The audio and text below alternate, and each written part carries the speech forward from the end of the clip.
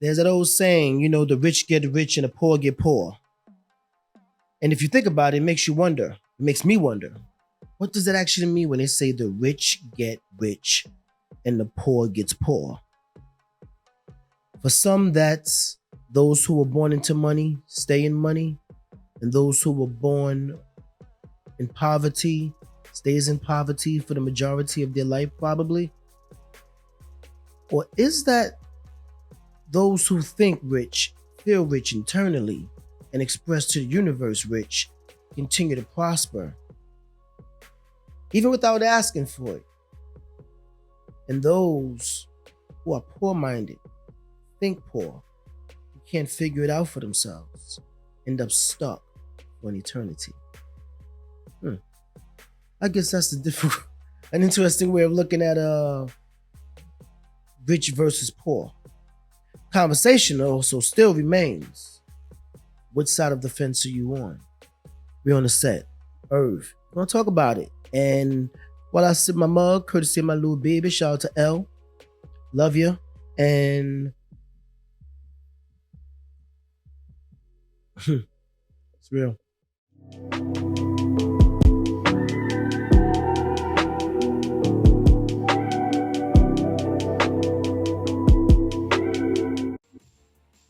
I know. Yo, Governor, you got to show a little bit more. I know. I mean, listen, by the time I'm done doing all the editing and whatnot, it'll all fall into place. We're live on the set. Irv here discussing rich versus poor. Now, if you was at the very, very beginning, which was maybe about a minute ago, you noticed that I mentioned there's two different types of riches and there's two different types of poor. There's those who have money that figure out ways of staying in money, and those who are poor and don't try to figure it out at all. But then when we talk about being one and being you to the fullest, we really talking about being you. So when you're being you, it starts internally. So it didn't matter what I pretty much threw on as far as clothes, because how I feel is going to reflect that. How you feel internally as a person, how you feel as an individual is going to reflect that. It doesn't matter what you have on. When you speak your truth and you speak your honesty, that's what life is about. So sometimes, excuse me, there's an old book called Rich Dad, Poor Dad. I read it several times. And we read in the book, you get to realize, is it really about someone giving you an opportunity or giving you money or someone paying for your service? You know what I'm saying? Or you looking so deep within yourself to figure out something that is so that, I mean, listen, you suppose, I believe everybody's supposed to wake up excited to do something, whatever it is. And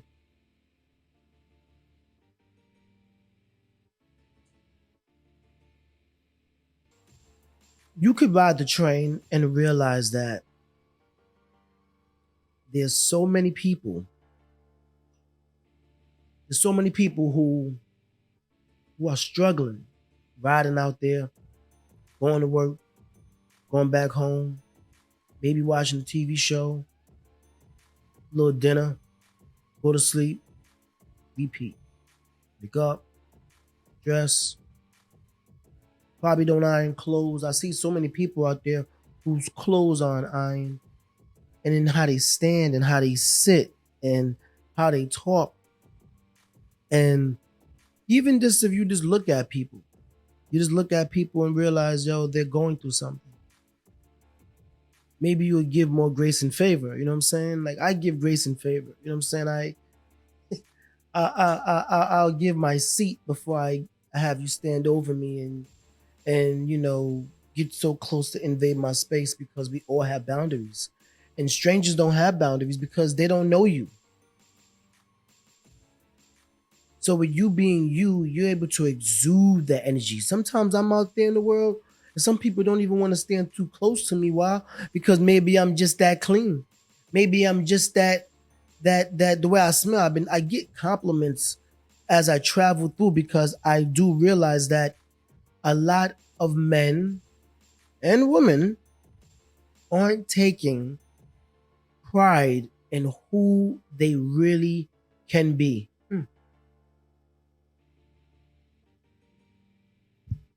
Listen,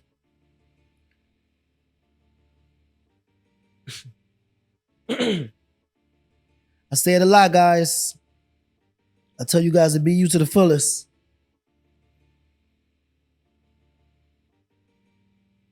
My daughter made a mug for me. Has her face on it.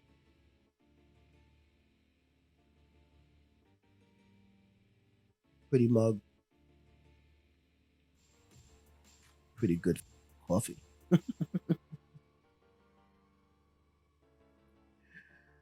You'd be surprised, man. You'd be so surprised. And the hindrance that comes along with that. So mind boggling. It's like the ultimate brain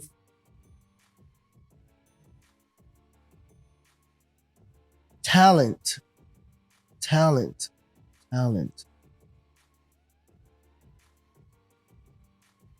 Don't go to commercial. It's necessary.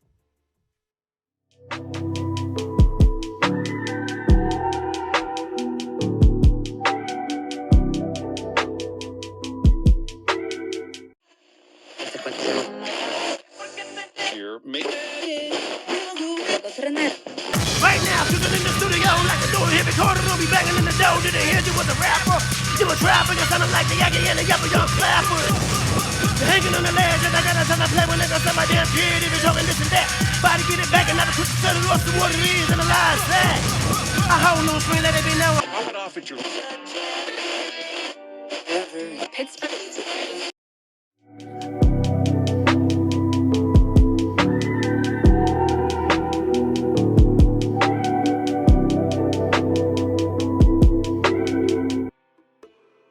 I know a few people who are financially stable,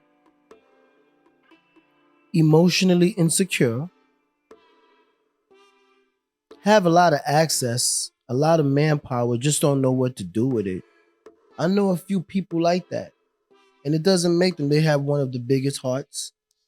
These people are givers. These people, these men and these women are real givers. They will probably take the clothes off their back, give it to you. They usually say that for men, and I never really heard that about women. But those type of people.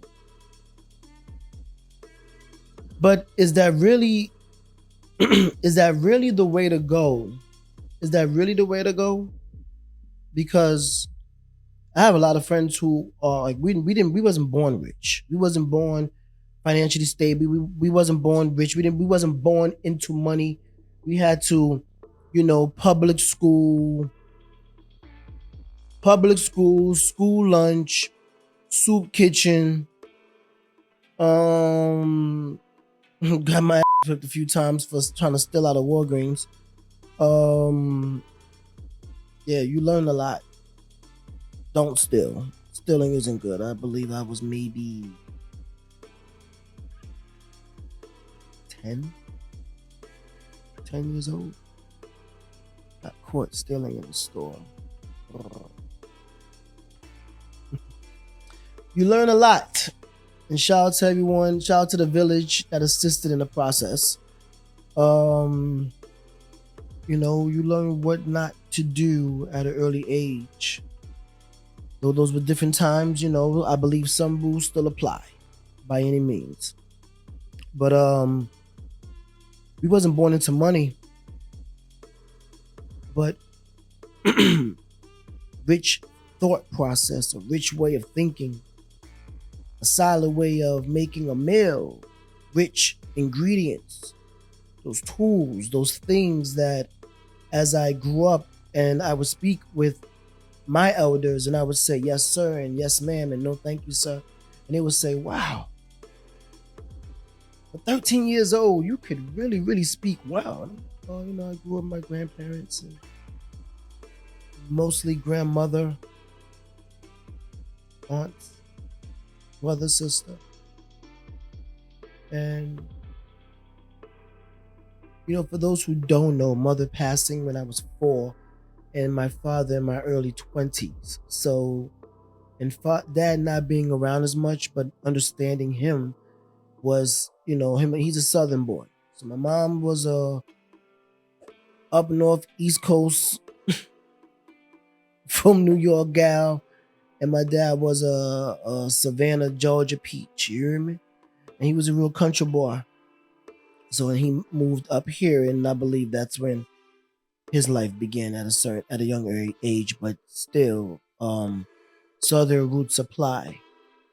And with Southern roots thought process, and not just them, my aunts and my aunt and some of my uncles were actually traveling men. For those who know and those who stand on their square, they were a part of a different group of individuals, scientists, doctors, lawyers, entrepreneurs, philanthropists, all those teachers, educators, anybody you can think of that was about great thinking.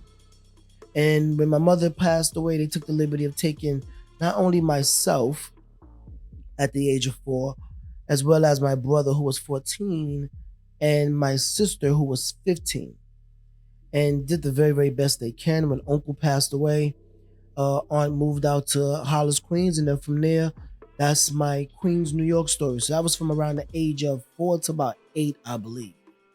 Ending up I was definitely in on Hollis, Queens. Shout out to 209 from 111. I'm saying Craig family. So, but in that household and all their friends and people of those communities, and even when I was in the Bronx, some of them had a rich way of thinking. They were thinking about growth, growth and development. They was thinking about entrepreneurship. They was calling me names like Dr. Irven. They was calling me names that was instilling greatness in me, even if I wasn't realizing it. Giving me these titles that even though, in some fashion, yes, doctoring, because people reach out to me for some of their most life crucial moments, and to be able to assist in that process, that shouldn't come cheap and that doesn't come easy, and everyone doesn't get relied on like that. And that's a rich way of feeling, not only thinking, because if you're going through a life crisis and you're reaching out to someone who's poor-minded, God bless you. Excuse me. Bless you. That's probably better, right? All right, cool. See, I'm learning. It's about growth. It's about figuring it out. But I still want to be able to be me. And I still want to be able to instill that I have a rich way of thinking. And I still want to be able to tell people, my thought process, and be able to pass on certain jewels, because I believe everybody deserves to at least be offered the opportunity of receiving something so great. And if you've ever been in a position to be received or been given anything great that allow you to be able to feel better than the day before, put in the chat. I want to know what it is, because I'm curious to understand what are the things that are making my people heart make the double bump. And you know what the double bump is. Sometimes it's that shit where it's like, wow, I'm actually a part of this. I'm actually doing this. I'm actually on the move. There's no looking back. There's no easy way out. We got to keep going forward. And that takes a rich way of thinking. It doesn't matter if you have $1 million in your account, or you have $100 in your account, or if you have $25 in your account, or if you're overdraft, you can still wake up with a smile on your face. And if you ever woke up and went to your accounts and seen minus anything and still was able to look in the mirror and say, hey, I'm going to make me some coffee. I'm going to say, hey, I'm going to go iron my clothes. Hey, I'm going to put on some starch. Hey, I'm going to take about another extra 5 minutes in the shower. Hey, I'm going to sing in the shower. Woo, ain't nothing poor about that, baby, at all. You heard me? Ain't nothing poor about that at all. It's about having a rich way of thinking. It's about being you to the fullest. If you are waking up and you're able to do this,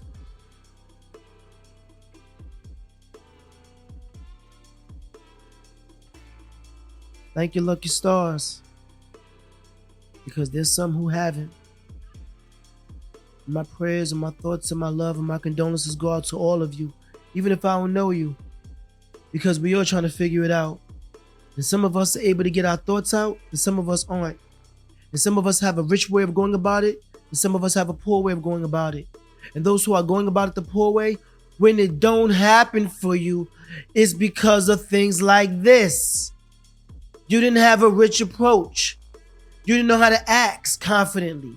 You didn't know how to walk towards people. You didn't know how to be approachable. You didn't walk in a room and speak when you first walk in a room. You didn't let the world know you was leaving the room. These are rich way of thinking. These are our survival tactics. This is what got me here to do this today. Woo.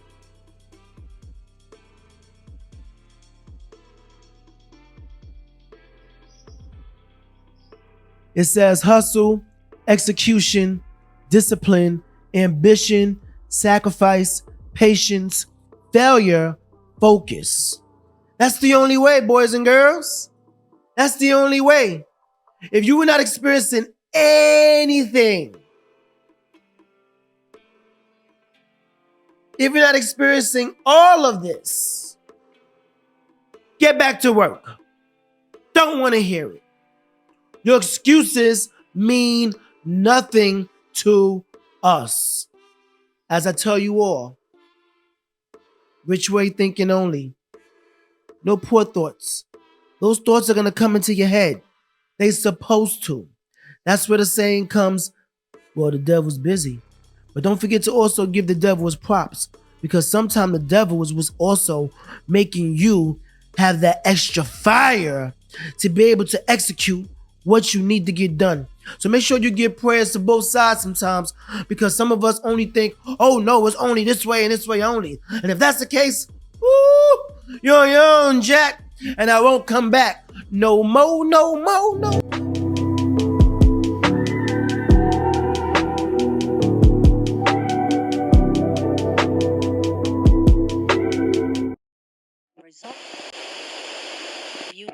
It's 800 They can put me down. Had me fucked up, hit the studio and create the sound. Females like when it's so young, wanna be down. I don't need to be a king to walk around with a crown.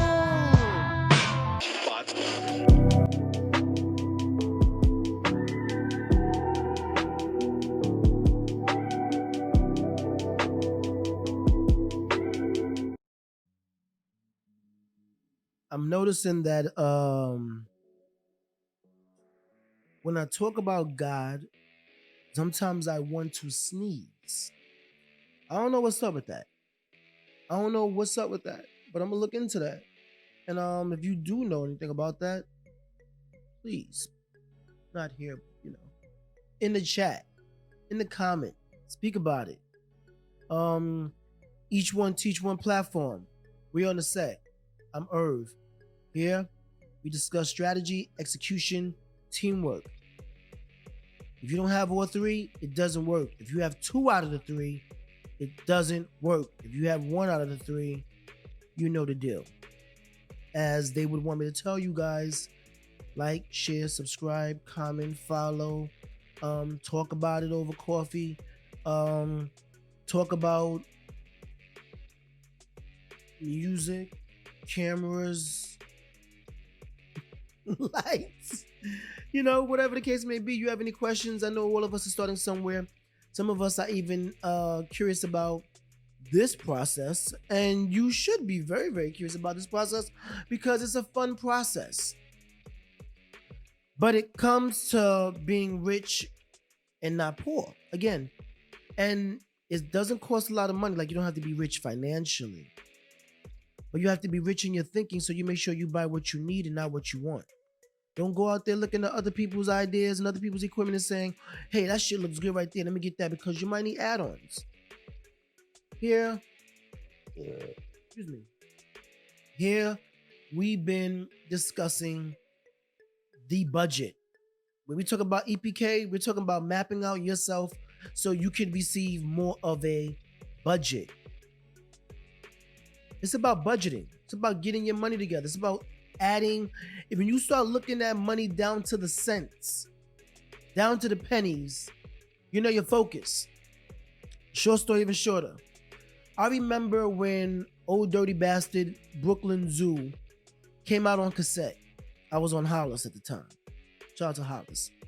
That's when I was around Cash Money Click. Shout out to Ja Rule, Black. I was on Hollis Kid, 192. And I remember walking into the music store and hearing the song and then saying, I want to know if they have it in the music store.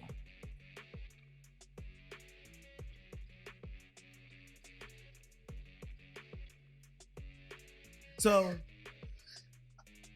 I was officially getting into, and this is like one of my early first real purchases and my authentic purchases. So I walk into the music store after hearing the song a couple of times. I'm like, yo. So I walk in the store and I'm talking to the guy. I'm like, yo, you know the song? And I'm rapping to it. And it's like, yo, his? And he put it on. Whew.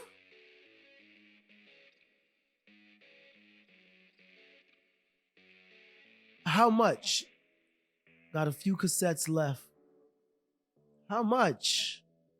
I remember asking that question twice. I believe he said 380 or something like that. He said something like that. I said, hold one for me. He said, all right, shorty. Went outside, walked around the neighborhood. Now, if you don't know about walking around the neighborhood, several things have happened. Me as a kid in the Bronx, being around my dad, I used to pack bags. I used to be a number runner. I used to run numbers. What are those things, you ask? Well, 654. I'll make sure I break it down short and simple. Number runner was a people that who used to want to play their numbers. I used to take all their numbers, write it on a piece of paper, on a brown paper, write their name, give them their signature, and then I would take it to the number hole, which was a secret location. Always smell like coffee and donuts. If you know about the number hole, you know about the number hole. Take the money, drop it off. If they hit the numbers, I would get the money, bring it back. They would give me a tip. It sounds crazy though, but at 6, 7, 8, 9, 10 years old, I was walking around with $40 in my pocket daily. And because when I used to pack bags, the old ladies would give me $1 and tell me to put it in my sock, and they give me a nickel or a quarter. And then I go back to the big dogs, and the big dogs be like, how much she give you? Because if you short and you small, they say you got $1, they're probably trying to make you break that down. You're going to get 50 cents out of that or whatever. Or even probably take it. I was only but so big, guys. Though I wasn't a softie, there was still always somebody who was bigger than me. So I'd be like, man, she only gave me a nickel. And they'll laugh at me. Boy, you keep that little shit. You're going to need it. But I got $3. Interesting, because I used to also go see my dad later on in the evening, and he'd be like, hey man, I'm about to go to the liquor store to go get me something for the head. And I'll say, I paid for it, Dad. Like, what? And yes, I paid for some of my father's bottles. But I believe he was just so intrigued of just knowing that I had a rich way of thinking. And he was somewhat, I know he was impressed by that. I know he was impressed. To be able to say, and he let me keep it. But going back to the Hollis story. So when I left the Bronx, Always spend my money fast. As you can see, I was already spending for my dollars, my father's $8 bottle or whatever, right? Because, when I had that bread, I used to feel good. And even when I look back at it, it's like being able to say, hey, my dad wanted something. My dad wanted something to drink. That's what he did. And I was able to say, here. Like, I was able to give it back to him. So I knew he understood that I had a rich way of thinking. As you rest on that, I pray that I'm making you happy. And that makes me feel good of knowing that I was doing stuff like that because I had a rich way of going about it. My grandmother actually told my father it was okay for me to run numbers. And let that boy work. Trust him. I ran around the whole neighborhood and picked up people's money. So going back to Hollis. Now I'm back in Hollis with no money because I'm at grandma's house now and it ain't the same. We ain't just packing bags and just going out there because you're under different jurisdiction. But what I will say is that I walked around the neighborhood and because my uncle was so known by people, I used to just see money on the floor. I watched some of the OGs respectfully. Now I get it. I stand on the train, I stand on the platform, and I see a quarter, I see a nickel, I see a dime, I see a penny on the floor, and I leave it.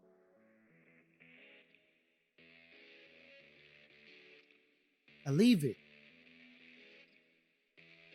Because I would have just gave it away anyway. Let somebody else who need it take what they need. They might need that. They need it. And so I walked around the neighborhood and I just happened to walk around the neighborhood just saying hi to some of my friends and just walking around. And I was able to pull up $3.80 something cents. I think it was like 84 cents, 85 cents. And maybe about an hour, just walking around, seeing quarters on the floor, nickels. You see some of the hustlers, you know what I mean? They never put change in their pocket. Some of the real ones I know never put change in their pocket. That's why you never hear me jingling. I never like the sound of jingling. Cause you don't want people to know when you pulling up or you coming up on them. What the hell wrong with you? Jingling, putting change in your pocket. Anyway, so I went back to the store with my $3.80 something cent, and homeboy said he was so impressed. He was so impressed. I believe he only gave it to me for $3 because I know he gave me some change back. I don't think he took the change. But because I came back, he was so impressed. And what he did was so cool is that he put the cassette back on and handed me my tape. And I played that tape until it popped. And when it popped, all I did was just unscrew it, tie a little knot around it, squeezed it real tight, and taped it and screwed it right back together. And then you'll hear that. Dun, dun, dun, dun, dun, dun. And that was my intro to rigging. Listen, we can talk about this all day, but it's time for me to really, really go. And the moral of the story is, keep a rich way of thinking. Remind yourself how rich you are internally first. See? Life is moving.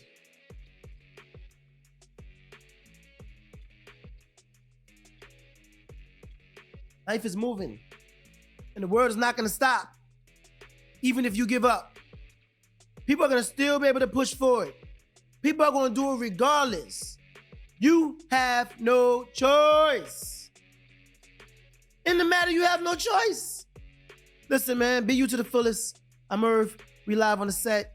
And we are figuring it out. And as I know you figure it out, let me know what you're figuring it out. Let us know what you're figuring it out. Let us know what you're figuring it out. You heard me? Yo, we are out here, baby. You heard me? Love yourself to the fullest. I got to go. I got things to do. I got to finish this coffee. Shout out to my baby. Shout out to my lady. Shout out to my people out there who support. Shout out to those who don't want to support. Either way, if you do what you got to do, I support you. We are out here. Yeah.